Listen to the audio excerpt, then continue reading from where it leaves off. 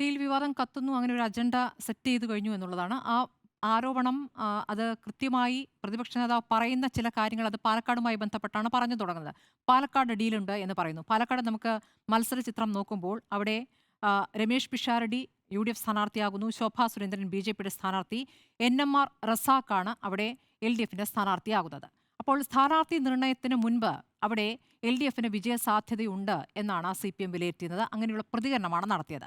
പക്ഷേ സ്ഥാനാർത്ഥി നിർണയത്തിലേക്ക് എത്തുമ്പോൾ ഞങ്ങൾക്ക് വിജയസാധ്യതയില്ല, അതുകൊണ്ട് വോട്ട് കൂടുതൽ കിട്ടാൻ സാധ്യതയില്ല, അതാണ് വാചകം. അതുകൊണ്ട് ഞങ്ങൾ ഒരു സ്വതന്ത്ര സ്ഥാനാർത്ഥിയെ നിർത്തുന്നു എന്നുള്ളതാണ്. ആ സ്വതന്ത്ര സ്ഥാനാർത്ഥി ആരാണ് എന്നുള്ളതാണല്ലോ പ്രധാനം. അപ്പോൾ NMR റസാഖ് അവിടുത്തെ ഒരു വ്യാപാരിയാണ്. അദ്ദേഹം അവിടെ സ്ഥാനാർത്ഥിയായി വരുമ്പോൾ മുസ്ലിം വോട്ട് സ്പ്ലിറ്റ് ചെയ്യും എന്നുള്ളതാണ് കോൺഗ്രസ് ഉന്നയിക്കുന്ന ഒരു ആരോപണം. അങ്ങനെ സ്പ്ലിറ്റ് ചെയ്യുമ്പോൾ അപ്പുറത്ത് ഹിന്ദു വോട്ടുകൾ ഏകീകരിക്കപ്പെടും. അങ്ങനെ ശോഭാ സുരേന്ദ്രന് അവിടെ ഒരു സാധ്യത ഉണ്ടാകും എന്നുള്ളതാണ്. അപ്പോൾ പാലക്കാടിന്റെ ചരിത്രം നമ്മൾ പരിശോധിക്കുമ്പോൾ പാലക്കാട് BJP എല്ലാ സമയത്തും രണ്ടാം സ്ഥാനത്ത് 2011 മുതൽ ഷാഫി പറമ്പിൽ 3 തവണ വിജയിക്കുന്നു. ആ 3 തവണ വിജയിക്കുമ്പോഴും അവിടെ ശക്തമായ മത്സരം BJP കാഴ്ചവെക്കുന്നുണ്ട്. ശോഭാ സുരേന്ദ്രൻ 2016 40,000-ൽ പരം വോട്ട് അല്ലേ 40,000-ൽ പരം വോട്ട് അവിടെ നേടിയിട്ടുണ്ട് എന്നുള്ളതാണ്.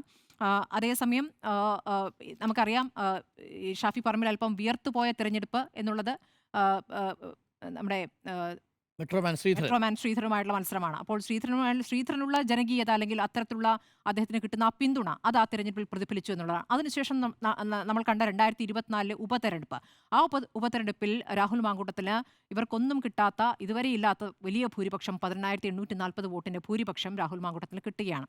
അതാണ് അവിടുത്തെ UDFിന്റെ സ്ഥിതി. അപ്പോൾ ആ വോട്ട് സ്പ്ലിറ്റ് ചെയ്യുക എന്ന ഉദ്ദേശത്തോടുകൂടി ഇവിടെ മുസ്ലിം സ്ഥാനാർത്ഥിയെ നിർത്തുന്നു എന്നുള്ളതാണ്. അപ്പോൾ ശോഭാ സുരേന്ദ്രനെ CPM ജയിപ്പിക്കുമോ? അങ്ങനെ ജയിപ്പിച്ചാൽ പകരം എന്താണ് കിട്ടുക എന്ന ചോദ്യമുണ്ടല്ലോ.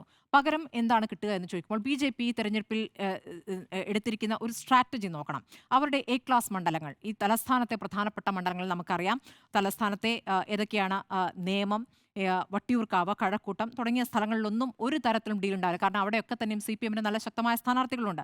അവിടെയൊന്നും ഡീൽ ആലോചിക്കുന്നില്ല. പക്ഷേ പലയിടത്തും നോക്കൂ, ഡീലിന്റെ സ്വഭാവം എന്താണ്? മുമ്പാണെങ്കിൽ വോട്ട് അങ്ങോട്ടും ഇങ്ങോട്ടും മറിക്കുക, ഒരു 1000-2000 വോട്ട് അങ്ങോട്ടും ഇങ്ങോട്ടും എന്താണ് മറിക്കുക എന്നൊരു രീതിയാണ്. പക്ഷേ ഇപ്പോൾ അതല്ല.